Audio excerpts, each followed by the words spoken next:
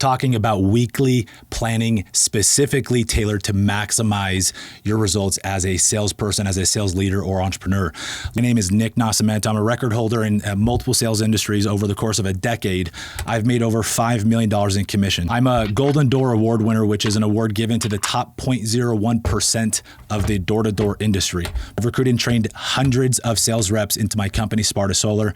We've paid out over $6.7 million in commissions. I'm the founder of SalesCon and have spoken on many stages with some of the top sales trainers like Jeremy Miner, Daniel G, and others. Now, most importantly, I've transformed my fitness, my faith, and my family relationships because of this ability to proactively plan, and it's allowed me to win in multiple areas. And I want to share some of the secrets with you so that you can win not just professionally with your sales, but also personally as well. Look, I've worked with thousands of sales reps, and the lack of weekly planning is the number one most consistent reason I have seen why reps do not level up and grow. Success in selling is 80% mindset and it's 20% tactics. And going into the week with a strong and a clear plan can be the difference maker of going in with a strong mindset or a weak mindset. Very few salespeople actually know how to plan out their week. I've had the privilege of working with several billionaires and some of the best sales trainers on the planet. And there is a consistent theme of success with all of them. It's their time management and their ability to proactively plan. Most sales reps are inconsistent because they are in a reactive mode. They're just going through the motion. Weekly planning is this single activity that will take you from reactive energy to proactive energy, which will more than 5x your results. It's the most valuable 1 hour I invest every single week that has yielded me the most growth and success in my sales career. And today I'm going to show you the exact plan that I've used, that I've copied from some of the best people in the world, and that I've used for my company at Sparta Solar. There's 5 topics we're going to be covering in this video. First, we're going to be talking about review and reflect. Second, targets and tasks. Third, time blocking. Fourth and fifth is going to be sales and recruiting planning. We're going to be covering not just how to win on your personal sales, but also how to duplicate and scale through this system of planning. So with that, let's jump right into it, guys. First topic, reflect and refine. There are 3 things that drive sales. There's effort, education, and efficiencies. Volume, skill, time management. Okay. And going into your weekly planning, this is the first thing you're looking at is your effort. What are your numbers? You have to understand your KPIs, key performance indicators, and you want to understand all of them, especially with your volume and with your skill. So your effort and your education. So your volume, you need to obsess on the inputs, not the outputs. The outputs are the sits and sold. The inputs are the doors knocked, the decision makers pitched, the cold calls made. You need to obsess on those metrics. And more than obsessing on doors knocking and phone calls made, you need to focus on pitches made. How many decision makers that are qualified did you actually talk to? For example, my company, it's a standard that our people talk to 25 to 30 people every single day. So in other words, we want our people talking to 125 decision makers every single week. That's the first metric you need to nail down. The second is your set rate, sit rate, close rate. This is the education, your skill. Now, every industry has a different standard of success. In my industry, in my company, in this state specifically where we sell solar, we target a 8% set rate, a 50% sit rate, and a 50% close rate. If any number is below that, you know you need to improve. Now, even if your numbers are at that level or better, or wherever it's supposed to be for your specific industry, if you don't know, talk to a coach, hire an expert in your field.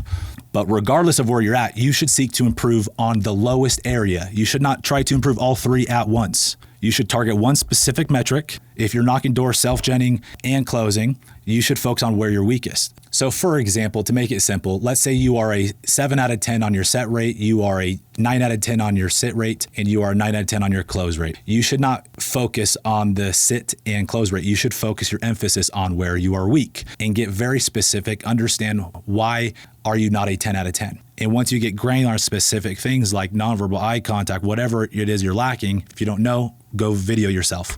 Go hire a coach, go have somebody shadow you, go role play. You'll find out where you're weak. And then rather than focus on 2 or 3 things, focus on one thing every single week.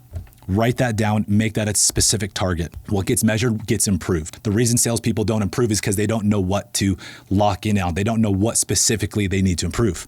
Finally, this is one of the most important is efficiency, time management. Now, the key thing you want to look at is review your week quickly, okay? And you're looking at where did I waste time? For most salespeople, it's driving out to area. It's the time in between phone calls. It's when people no-show or reschedule. They don't have a go-to system to follow in order to generate more leads. And so one thing I've done is created a standard operating procedure, an SOP for me. Anytime that I was not in an appointment, I had a go-to activity. And what I'll tell you is you need to make this go-to activity, no matter how many reps you have, no matter what you're doing. If you are in sales and you are selling people for a job, you need to make this go-to free time SOP prospecting. Prospecting equals prosperity. Shift the perspective going into your week to focus on inputs, focus on prospecting, focus on volume. And it's not, I have to. It's you get to. If somebody no-shows or cancels, you get to go talk to more people. You become unstoppable with this mindset. Your close rate will actually go up as well. Not to mention, you will obviously talk to more people, you will set more appointments and close more deals just from that alone. But the phenomenon is you won't need every deal as much. And so as you lean out, you become less desperate. People lean in and people want to buy whatever you offer. Another thing to audit is how much time are you spending on each close? So for example, if you know people in your industry that close in 50 minutes and you're taking 2 hours, that's a very expensive cost. What I've learned in sales, people telling you no is not your biggest problem. You allowing people to waste your time is. Look, there's major time and there's minor time in sales. Major time is time in front of a qualified prospect. Minor time is anything else. You should itemize and write down every single thing you do in the week, including driving to area, phone calls, door knocking, things that you are doing that is not in front of a qualified prospect. For example, in door to door, walking between doors, how can you decrease the time? How can you increase your efficiency? By a segue, knock in neighborhoods that are closer together. If you are a sales manager, people are setting for you and you're driving on average 12 minutes to each appointment, have your people working closer together. I've done this and it's a massive advantage. We're able to double, triple, sometimes quadruple stack appointments over a 1 or 2 hour window to guarantee our top closers are never wasting a 2 hour period on their calendar. So this reflect and refine part, this should take no longer than 5 minutes.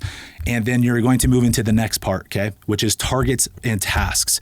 Now you want to start with the end in mind. Before you start making your to-do list, you want to identify the main targets for your week, professionally and personally. Look, get the big things right first. Don't let the tail wag the dog. Just because you're getting things done and running from thing to thing does not mean you are productive. It's about being intentional, working towards bigger goals. So set a clear sales target, set a personal development target, set a fitness target, set a recruiting or a growth target. A couple things you need to get very specific on. What are your exact inputs? Doors knocked, cold calls made, people pitched. Write those down. All right, when setting your sales targets, you have to understand the difference between inputs and outputs. I mentioned this briefly. Inputs are the specific things to guarantee an output of result. The output you want are sits and closes. Ultimately, you want to close deals. But great salespeople don't focus on outputs. They focus on inputs. They obsess on inputs. They're married to the process. They divorce the prize. When I was making $30,000 a month, $30,000 a day, okay, selling solar, I had multiple days making $20,000, $25,000, $30,000. I would get hard on myself on some of those days because I did not hit my input target. I was that married to the process. This is how successful people think. They don't let off the gas on the day if they have a certain amount of sales or sets. They don't let off the gas on the week if they've already made a certain amount of sales. They just are married to a process. It's part of their identity. They see themselves as a hard worker. So you need to identify what is that process and you need to block that off. That's what we're going to be talking about in the next section is time blocking. But you write down exactly how many people you need to talk to per day. How many people do you need to present in a home and sit down with per day, per week to hit your target? And what I've seen with a lot of salespeople is as they set these targets, they don't align with their set rate, sit rate, or close rate. For example, if you had a 10% set rate, and you said, Nick, I'm going to talk to 100 people, and then the target, let's say their goal was to set 15. Well, that math is incorrect. Obviously, if they talk to 100 people at 10% set rate, they should get 10. I see this all the time. How I set my goals was if I had a 10% set rate and I talked to 100 people, I would say, if I want to set 15, instead of talking to 150, I need to actually talk to 160, 170 because I can't always control that rate. So I like to guarantee the success. Imagine if you had a 6-sided dice and every time you roll that dice and you hit 1, you make a sale. So if I roll that dice 6 times, is it a guarantee that I hit 1 once? It's not, but it's probable. Okay, so imagine if you rolled it 10 times and you still didn't get a 1. Are you going to think this dice is flawed? Something's wrong with this. Forget this dice. I quit. I give up. No, you're going to keep rolling it thinking, hey, I'm likely going to get a couple ones back to back. That's the game. You focus and obsess on the rolling, set your targets and goals around the rolling, the inputs, the controllables. When you don't focus on controllables, you feel out of control. This will completely demotivate you and ultimately kill your work ethic and kill your belief, which will kill your sales. Now, going into personal goals, I always recommend setting one specific target per week, one thing that you want to improve, not 3 or 4, 1 to 2 things max. For example, maybe you only read 5 pages or you didn't really listen to Audible. Well, hey, this week, let's listen to 15 minutes of Audible per day. That's an easy target. And then get that habit going, follow it consistently, check it off with accountability to yourself. And then the next week, review and reflect, how'd you do? And then stack a new habit. All right, the next goal you need to set, no matter what level you're at, is a growth goal, specifically for your sales team growth. And I'm going to be breaking this down a little bit more, but you want to identify, hey, how am I moving towards this target? Even if it's leveling up on your personal sales, but what actions are you going to take that specific week in order to grow a team? It could be scheduling recruiting meetings. It could be leveling up personally as a leader. It could be going to a seminar, reading a specific book, but get specific on how you're going to grow. Okay, now when it comes to tasks, we're going to hit on this really quick. These are the things like going to the doctors, running errands, DoorDash. You list all the things you have to do out, okay? Just brain dump it out. This could take you anywhere from 5 minutes to 20 minutes. And as you do it, you're ranking these on which things are urgent and important, okay? And then next you're thinking, okay, what of these things can I delegate? For example, meal prep, I order online.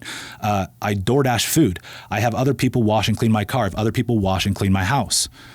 So what things can you delegate to get off your plate? And then which tasks do you have to do this week? And make sure you block off the right time to do it.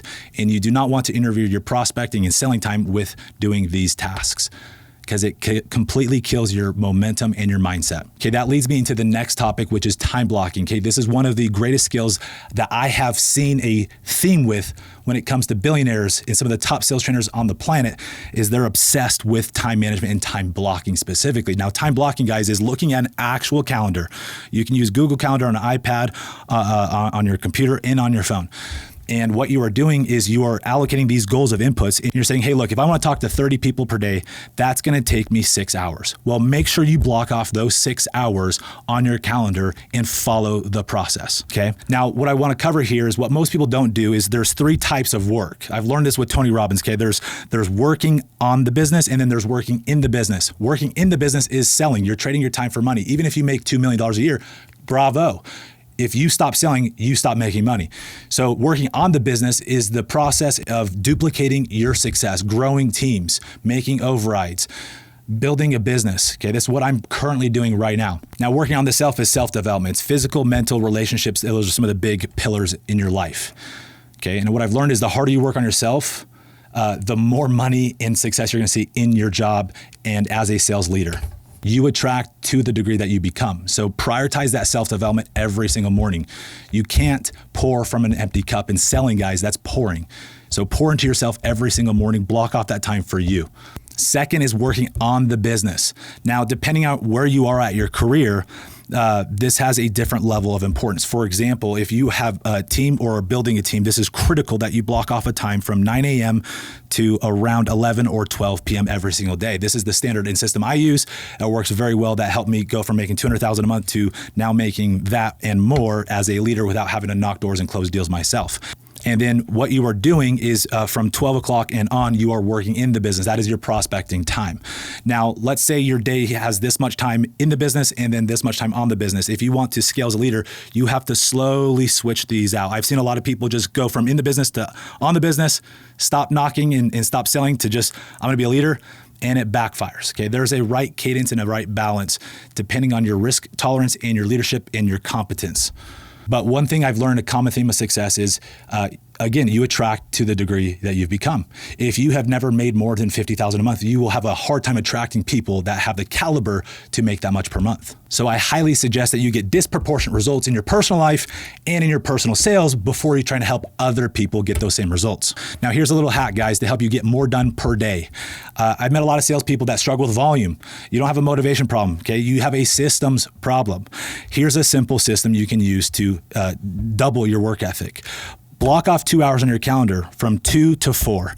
And in that time window, you are going to race to get an X amount of pitches or people pitched. Okay. For example, if you're in my industry, if you're 1 to 3 p.m., you're going for 7 decision makers. 3 to 5, another 7 decision makers. From 5 to 7, another 7 decision makers. So it guarantees you in 6 hours that you've talked to 21 people.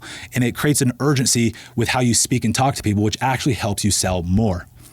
Again, people telling you no is not your problem. You allowing people to waste your time is. Here's another hack that you can do every single day, guys.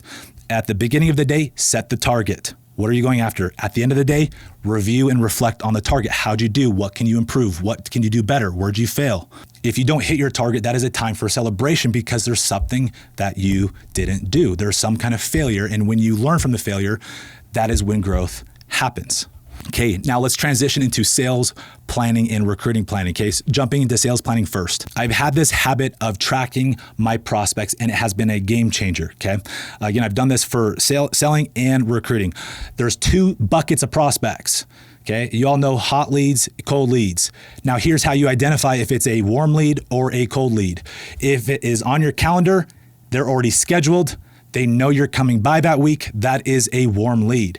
If it is not on your calendar, it is a cold lead. So I track how many warm leads do I have. My goal is to get people on the calendar. And then of my cold leads, I'm not writing out, all 100 of them, but you should have either a spreadsheet or some kind of CRM that tracks it for you. But I'm going through, hey, where were the people that I met with last week that didn't close that I could follow up with? And I'm putting those on a list. I usually had 5 or 10 going to every week. And through a simple habit every day, 15 minutes at the beginning of my day, I would send out messages. From this one habit of 15 minutes per day, I would almost always schedule 3 appointments and close 1 deal. That made me an extra $7,000 every single week from that one habit of 15 minutes a day. So track your pipeline. Your goal should be to stack your calendar with prospects. Remember, prospecting leads to prosperity. Now, guys, with recruiting and growing, here's what you need to focus on. There's 3 buckets I've focused on to help me build and scale my company. My recruiting prospects, onboarding, and then my team. So those are 3 different buckets. And before you focus on recruiting, you have to make sure your team is dialed, and then you have to obsess on your onboarding process, and then you start pumping in more people through recruiting. Now, in this video, we're not going to cover exactly how I recruit and onboard, but I'm talking about the sheer act of have a CRM and be organized. I've seen how this has been a game changer for me with all my prospects. And I have a CRM that tracks them from like warm lead, hot lead, cold lead. And it helps me remember conversations so I can be talking to hundreds of people at a time, which ultimately helps me recruit more people at a higher volume. Now, usually if you're growing, you should have a couple people in your recruiting pipeline. You should have a couple people in your onboarding pipeline. And then you've got several people or multiple people or dozens of people in your team pipeline.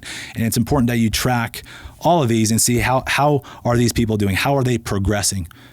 Okay, and as you do this every single week, you see what's in front of you, who's in front of you. It's easier to, 1, pull people into your organization. 2nd, it's able to progress them in your organization. And then 3rd, it's easier to just get them results within your team and the system that you have. So it all starts with planning, guys. I hope this video was valuable. Please follow to the channel if you like content related to sales, entrepreneurship, leadership development, self-development. This is the hub for you. If you want to follow my channel just to follow me, see my journey from a sales rep to a CEO and an entrepreneur, I love for you to follow and be a part of my journey so I can help you level up along the way. Guys, thank you for watching. Please implement this habit, and I want to see you take your sales and your targets, your goals, your life to the next level.